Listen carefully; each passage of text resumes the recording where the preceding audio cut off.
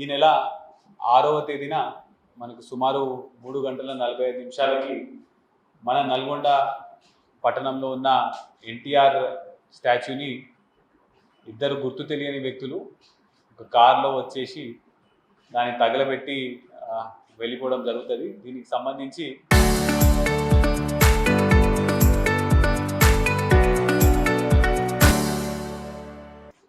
మనము 48th ward officer దగ్గర నుంచి, మున్సిపల్ ఆఫీసర్ దగ్గర నుంచి పిటిషన్ తీసుకొని ఎమ్మటే మనము క్రైమ్ నంబర్ 232/26 కింద నల్గొండ 2 టౌన్లో సెక్షన్స్ 326, 196, 126, 324, 292 ఇంకా సెక్షన్ 4 PDPP యాక్ట్ కింద మనం ఎఫ్ఐఆర్ నమోదు చేయడం జరిగింది.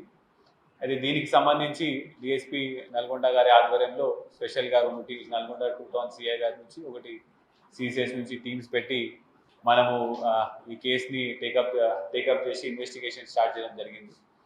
సాంకేతిక ఆధారాలు అదేవిధంగా సీసీటీవీ ఫుటేజ్ అన్నీ కూడా మనము క్లియర్గా గత కొన్ని రోజుల నుంచి కూడా చూసుకుంటూ వస్తే మనము మెయిన్గా ఇద్దరు అక్యూజ్లని మనము క్లియర్ కట్గా స్పష్టమైన ఆధారాలతో మనం వాళ్ళని ఐడెంటిఫై చేయడం జరిగింది.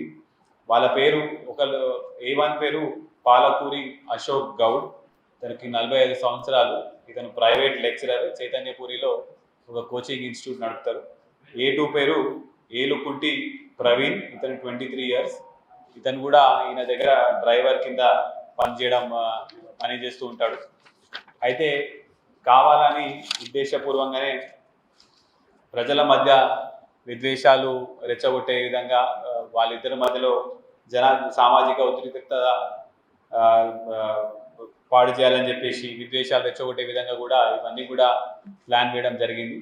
ఒకసారి మీకు అది కెమెరాలలో కూడా మీకు ఒకసారి CCTV కెమెరాలో కూడా కొంతవరకు ఏ విధంగా ఇన్వెస్టిగేషన్ చేసినా కూడా చూపిస్తాము. ఒకసారి పెట్టండి. ఓకే, సో ఇప్పుడు మీకు కాసేపట్లో ఈ ఇన్వెస్టిగేషన్ ఎలా చేసినామో CCTV ఆధారాలతో పాటు మీకు చూపిస్తాము. అంతలోపల ఈ A1 మీద పాలకూరి అశోక్ మీద 18 కేసుల దాకా మన CCTVలో మనము రికార్డ్ ఎవిడెన్స్గా ఉన్నది. A2 ఇది ఫస్ట్ అఫెన్స్. అదేవిధంగా కావాలని ఇలా ఎన్టీఆర్ విగ్రహాలు తగలబెట్టుకొని వెళ్తూ జనాల్లో ఈ ఘటన ద్వారా ప్రజల్లో ఏదో రకమైన ఆగ్రహం, ఆందోళన రేకెత్తించాలని చెప్పేసి కావాలని కుట్రపూరంగా ఇది చేయడం జరిగింది.